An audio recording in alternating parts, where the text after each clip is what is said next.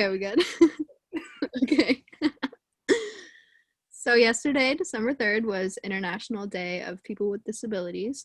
So, as two disabled people, we asked some of our friends to send us some questions regarding disabilities, ableism, activism, all the things, and we thought we would answer some of them here today.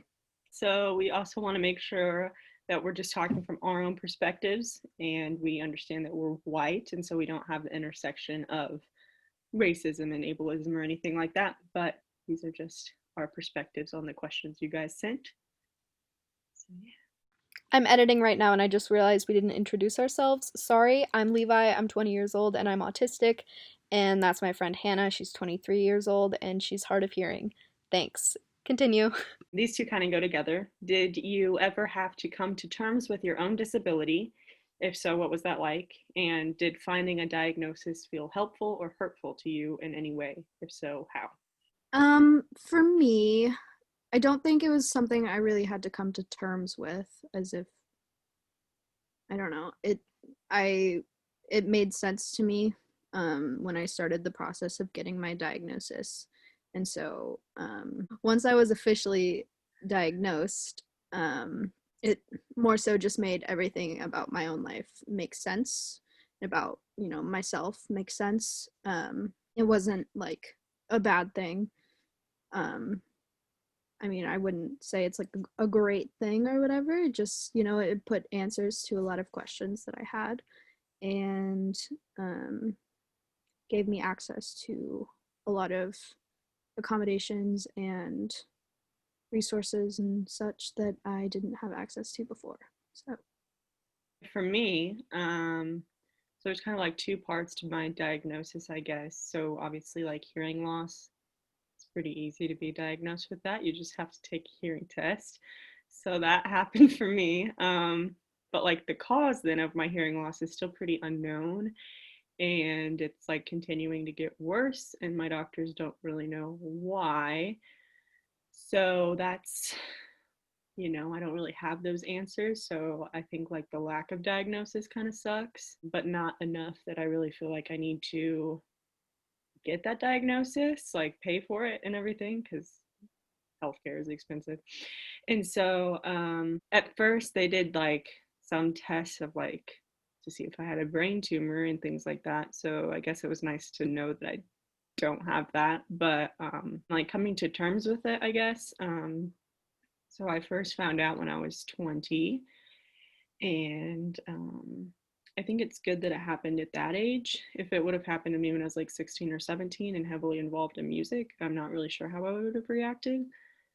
But at that point, I really wasn't as involved with music and things. Obviously, deaf people can still listen to music and everything like that, but not a lot of people know that. And I didn't know that really before. So, yeah, I think it was good that it happened at the age I was at, and that I wasn't, like 2 years into a music degree, because that would have been a little difficult. But yeah. right, next question. Do people treat you differently now that you have a secure diagnosis? I don't really know that people treat me differently based on my diagnosis. With my hearing loss diagnosis, that didn't really change, besides like my ability to get hearing aids and things like that, which are sometimes helpful. So yeah. For me, a lot of people, when they find out that I am autistic, adults specifically, will speak differently to me. They speak down to me as if I am a child. So they'll talk louder and more slowly, and sometimes in like a higher pitched baby talk voice, which is, that's not great. It's condescending. I'm 20 years old. I'm an adult. I'm fully capable of understanding what's going on. And if I'm not, then I will vocalize that for myself. But I mean, besides that, I don't really get too much. Next question is, how do you feel about self-diagnosis, which I think is specifically for you? Yeah. Self-diagnosis in the autism community is a pretty widely talked about subject, because the process of getting a diagnosis is really difficult, especially for girls and especially for older girls. I mean, obviously, you can't just be anyone and just like sit there and say, okay, I'm autistic. But if you are like, you know, really researching it and researching what goes into being autistic, what autistic people are like, and all that kind of stuff, and you feel that that really fits you, and you don't have, you know, the resources to get that diagnosis, um, then self-diagnosis is completely valid in that aspect. Um, and a lot of people, you know, frown on that, but I don't think that everyone fully grasps how expensive and for some people how long the process can be. For me personally, it wasn't super long, but I know for others it can be. So, yeah. This one's a bit tricky. Are people with mental illnesses considered disabled? Yeah, so that's not really in either of our like lived experiences so much. Like, I think we both are diagnosed with mental health issues, but neither of us are diagnosed with disabling mental health issues. You know, I think that's something that's better answered by people who have the vocabulary for it. In the broader aspect of things, the lines are just really blurry. All right, so the next question is, what are the proper terms to refer to someone who has or does not have a disability? I mean, disabled or abled are, you know, the most basic of terms. Um, when it comes to a physical disability, you can say able bodied if you do not have a physical disability.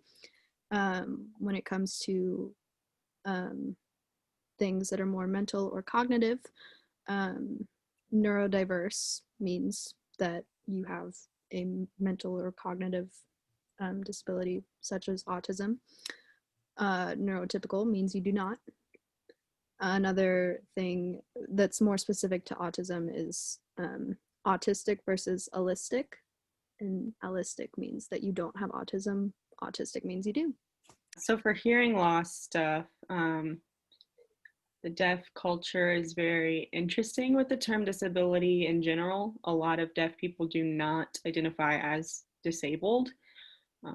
I do. I think it kind of depends on how you lost your hearing and your upbringing and things like that. But for me, I don't really see disabled as a bad word, so I don't really see what the problem in being called disabled is. Also, like, I do get accommodations from the ADA, so it feels a little hypocritical of me to be like, oh, but I get these, but I'm not disabled. Like, I respect other deaf people's decisions and their language use for themselves, but for me, that's how I kind of decided that.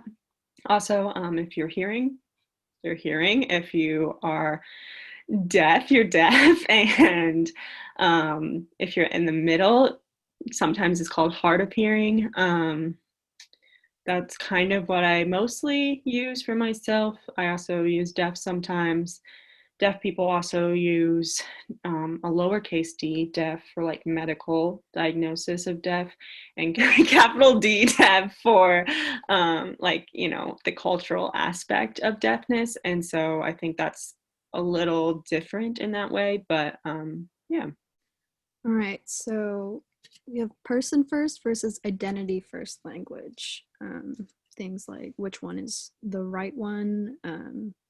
Does it come down to personal preference? What's your personal preference? Stuff like that. I generally don't use person first. I use identity first for myself. I don't really think anybody says like person who is deaf. It's always deaf person. So for that, I don't think that makes a lot of sense. But yeah. For everyone, it is a personal preference. I don't think that there's, you know, necessarily a right way or a wrong way. It's personal preference regarding the disabled person, not the person who is referring to the disabled person. For me, I also prefer identity first language, which an example would be autistic person rather than person with autism. in education courses, it's typically taught that you should be using person first language because a person is not their disability.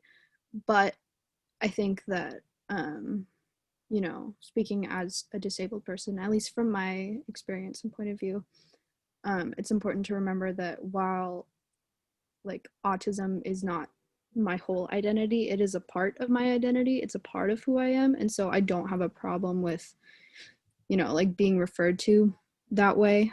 I've also seen people compare it to like if you're saying like a gay person, you don't say a person with gay, you say a gay person. I think that's like maybe the root of this like person with disabilities thing is a little bit of like oppression of like, oh, it's so Yeah. bad, but like it's not a bad word. Like Yeah, disabled isn't a bad word. Disabled is a word that a lot of disabled people would prefer that you use. Again, it's personal preference, and I of course can only speak for myself, but you know, having a lot of friends who are also in the disabled community, um I've found that a lot of people would prefer to use the word disabled and prefer to use identity first over person first language. So the next question is, what should I keep in mind when interacting with people who are either autistic or deaf? I mean, we're people. So I don't, you know, like go out of your way to, you know, treat us specially or whatever. Because I mean, nobody wants to be singled out. Um, but at the same time, just, you know, be aware that people on the autism spectrum have different sensory experiences than you do, may not make eye contact in the same way as you do or at all like you do. Um, Even if we don't seem interested, we may still be interested. Expressing emotions and interpreting emotions is different for us. I don't know, just be nice.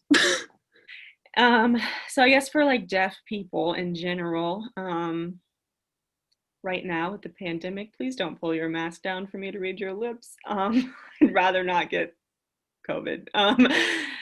Yeah, I think a lot of it is just communication, obviously, for deaf people. Kind of, some of it is like similar to what you were just saying, actually, of like, you know, don't like feel like you need to slow down and talk so slow and yell. Like, no matter how loud you yell, it's not really going to make a difference. So don't do that. Just, you know, direct your face towards the person if you are in a situation where they're lip reading. I lip read for most situations, I suppose. So which isn't perfect. So like if I repeat something back and it's way off, just be like, no, that's not what I said, because I'll do that one a lot. But yeah, and you know, I think it's also just like providing captions for things and making things accessible. Anything you can do to extend, like trying to include the person who's deaf or hard of hearing, because especially in groups and things, normally deaf and hard of hearing people in a group of hearing people just kind of sit there and don't catch a lot. So like if you can make a effort to include that person, that makes a big difference too. I think a general rule of thumb to remember is that just because people may communicate differently than you do or they don't verbally communicate doesn't mean that they don't understand. And so you don't need to talk down to people just because they're not responding in the way that you would expect them to or the way that you want them to. Like a big thing deaf people like to say is the only thing I can't do is hear. Like especially people who are fully fluent in ASL, like they speak a full language, like they have a full understanding of what's going on. They can read, write, speak in their own way.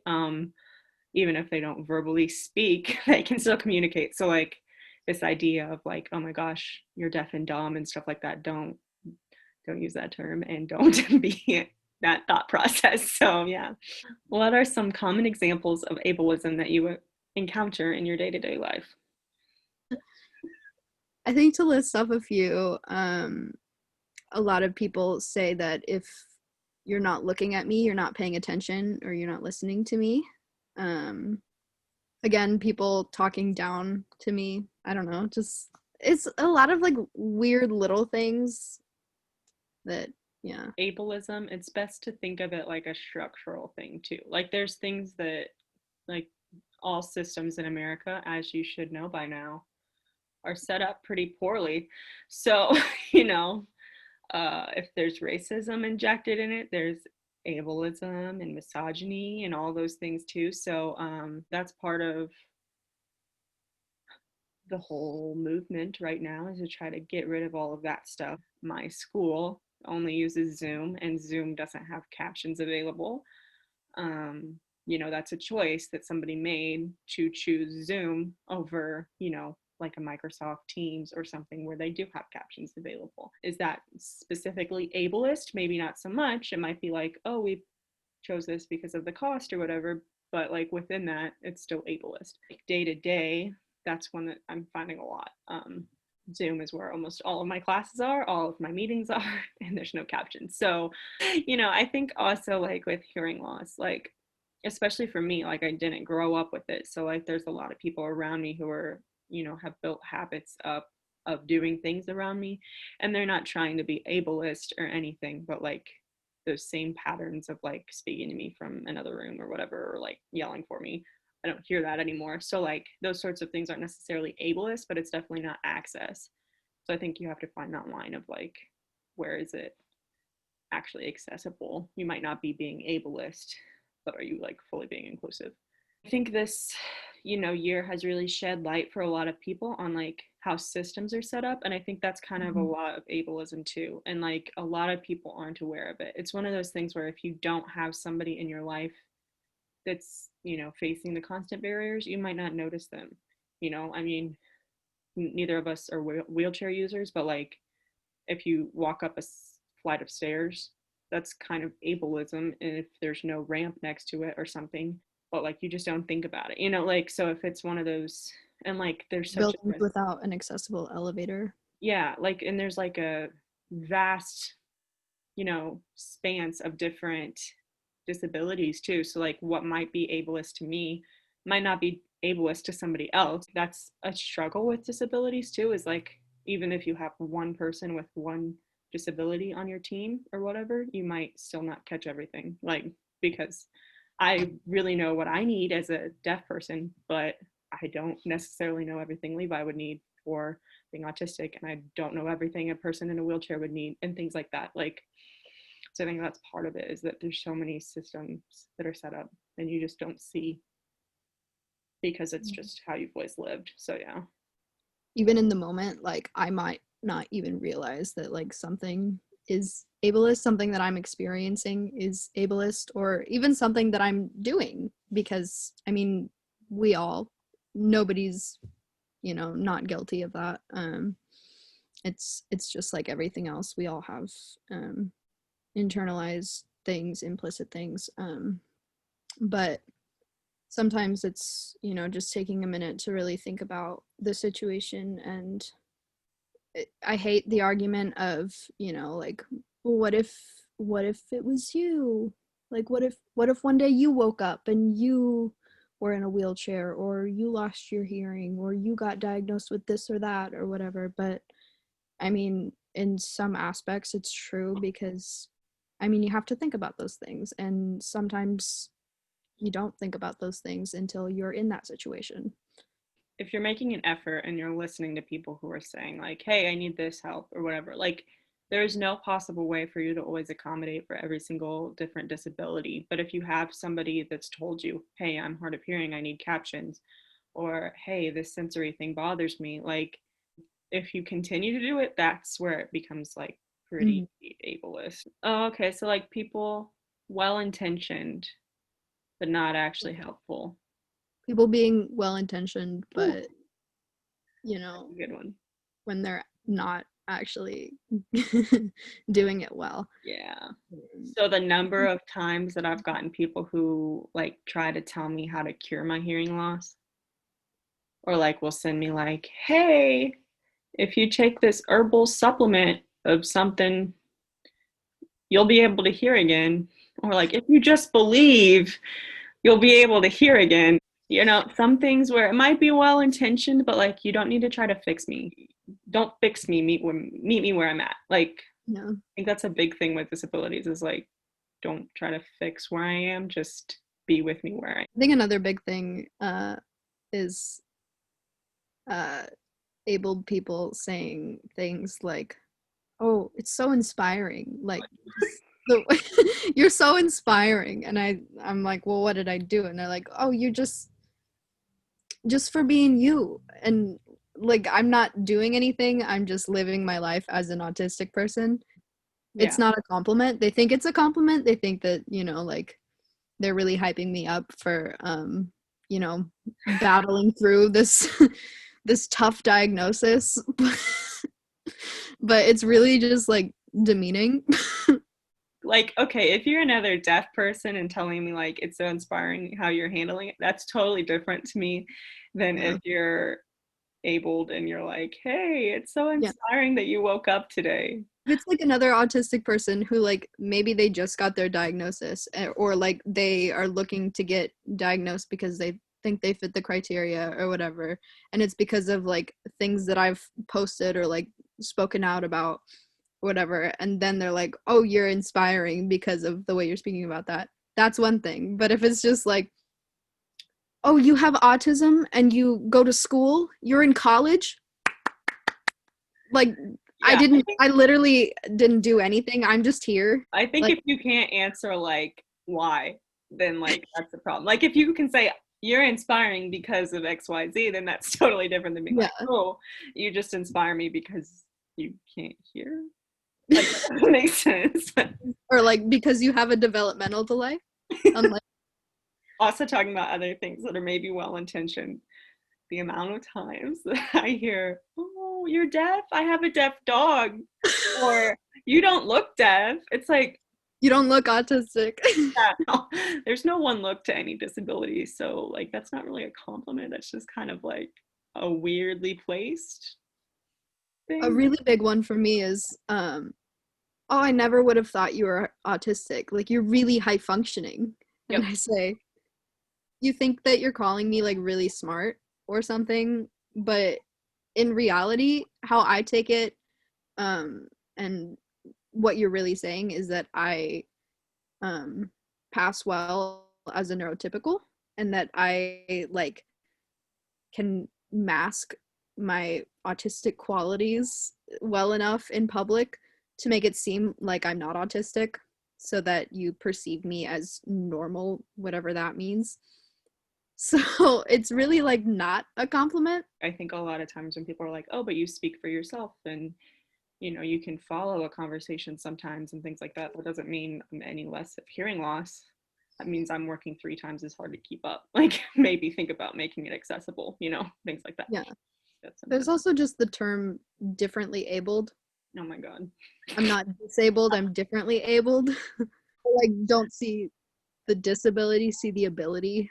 Like, it just, Get that one. I don't know. It's just, it makes it seem like disability is like a bad thing. And of course, there are like plenty of bad things that come along with it, as there are if you're not disabled. Like, it doesn't mean that, like, if you have a disability, that you're automatically going to have like a bad life, just as it means that if you don't have a disability, you're automatically going to have a great life. A There's lot of really, people with disabilities are fully capable of doing basically anything. Like, I mean, it comes back again with me, like, the only thing I can't do is hear. So, like, yeah, that doesn't really limit your ability as long as the world is accessible. Like, doing something in a different way doesn't equate to not being able to do something. what does speaking over someone with a disability look like? I kind of think of that a lot like my part in like Black Lives Matter. Like, I can't speak for or over Black people's lived experiences. Like, I can be there to support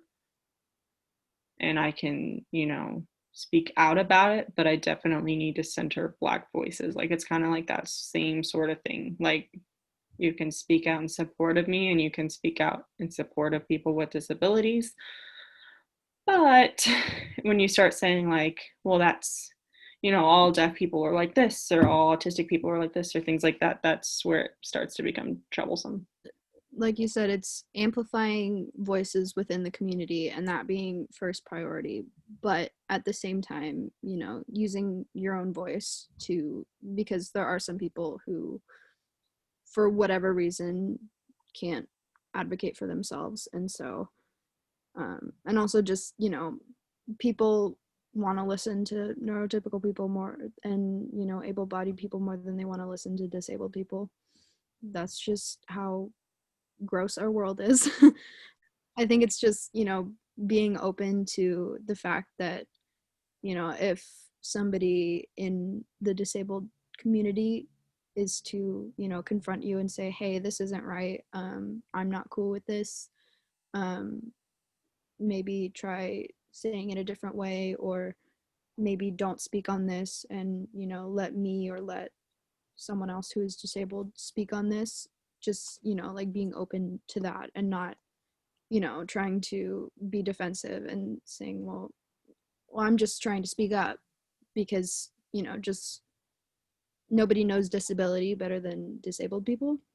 And so just, recognizing your place, um, while still, being an advocate, being an ally. We also mentioned like perfect example of what not to do. See ya. Yeah. And if you don't know about that, you can just look that up because it'll be a long video if we don't talk about that. It's a couple hours later. I'm still editing. The video is turning out to be a hell of a lot longer than I expected it to be, so I'm gonna split it up into two parts. In theory, the second part should already be up. This is the end of part one. Thank you so much for all your questions. If yours hasn't been answered yet, it's likely to be in the next part. That's about it. See you soon.